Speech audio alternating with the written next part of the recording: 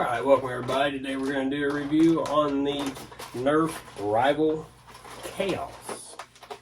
This one here, this was one of them we got in a thrift, but I didn't have the right magazine, so I didn't want to do a review on it until I got one. I mean, this is the right magazine, but if you ever thrift one that looks like this right here, you're missing a piece that's not going to work. So, that being said, I just wanted to show you with this in here. This is what it looks like. There's a piece that's broke off of there. And this is what it looks like with the piece on there. So we'll go ahead and go through the loading procedure of this first. I'll show you how to do this. You go ahead and pull all these down just like that. Make sure you knock all them down in there. And there's a little switch right here. Flip this. This piece right here, if you don't have this, if this is gone or broken, your magazine's messed up. You'll either have to get one, print one, or buy another magazine in the case, which is what we did. Because this piece, unless you're a 3D printer, is almost as much. So anyway, you just place the balls like that. Rival ball, doesn't matter. As you can see, I got all different types in there. Now you can push it down if you want to, or you can actually move it with your finger. I would, because you can see they get stressed. I think that's why these break off. And that's probably where you're going to get your issue. Now once you're locked down on there, you can do that. You can leave them up, leave them all down. You can push this button here and it'll do the same. Or you can do this and leave every one of them down. And then once you put it into the blaster, you look at the blaster, it's actually got grooves for each one of these to go into. So as you put this into the blaster,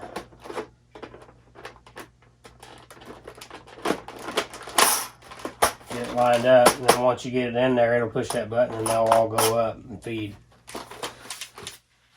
So that's the loading procedure of this. Also, this here, it's kind of like the Nemesis. I've only had the Nemesis, and this one's the only ones that I've had. I have a battery pack put in it, but it actually, you can put this in it. We had one of these stuck in it. This is the actual battery. You put your 8Ds in there, and it goes in there like that. Oh, I'm sorry, it goes in there like that. So you can do your Ds, take 6 of the D batteries. I just went ahead and put this in there because it's got a little more ump. My D batteries, I'm kind of out of them and they're running a little weak. So this has got a little more go to it. But that's how you get into that. Just screw that back down in there. I don't know if this one has a lock on it, but some of them have a lock that won't work if the screw's not all the way in. Now, alright, the blaster, I've noticed this, and I think it's crazy, because this thing is kind of heavy. It's not too bad with the battery pack one. You have all the Ds in it, it's very heavy. It doesn't have a sling anywhere. There's zero sling mount. Well, I guess there is one in here. Nope, that's not even a sling mount. So, no, it has no sling mounts anywhere. I don't know why you would want...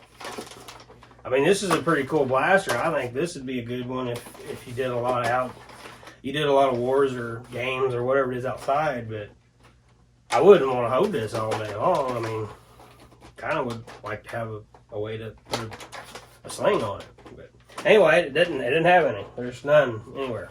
So it does have flip-up sights on it. They're pretty nice. It's a pretty nice flip-up sight, as you can see. Got your standard safety on the side. You got your reb. And that's really about it. It's really a cool blaster. I'm not a big fan of Rival. I don't like Hyper either. I've talked about that in different videos, but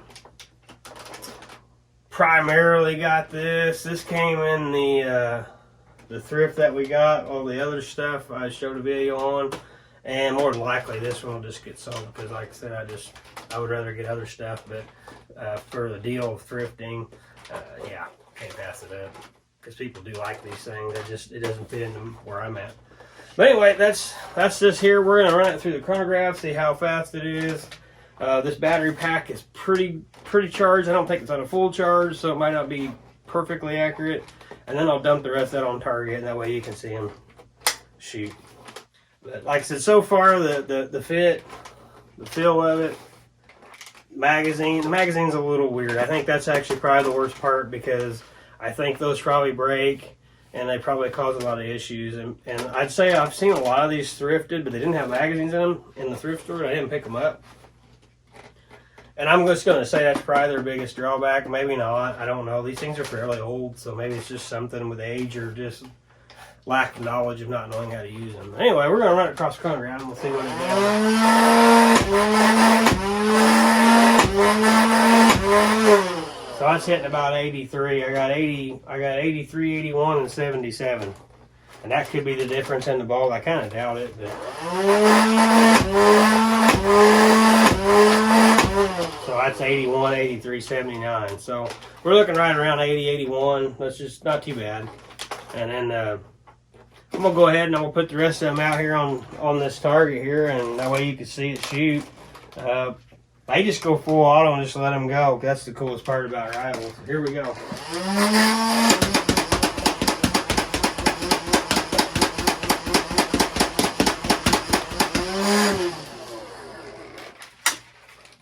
It did pretty good. That's not too bad. Like I said, overall, I mean, other than the ball was going everywhere, that's why I don't like them. Works great. They do a pretty good job. They're extremely accurate. They don't hurt too bad when you get shot with them, but hopefully this helps somebody. Hopefully you find one of these, you're curious about it like I was. I didn't really know nothing about them, and I've learned a great deal just by having this one. As long as I have already, I've already learned a lot about it and the issues that they have, and it's mainly with this. So, I hope that helps. Thanks for watching.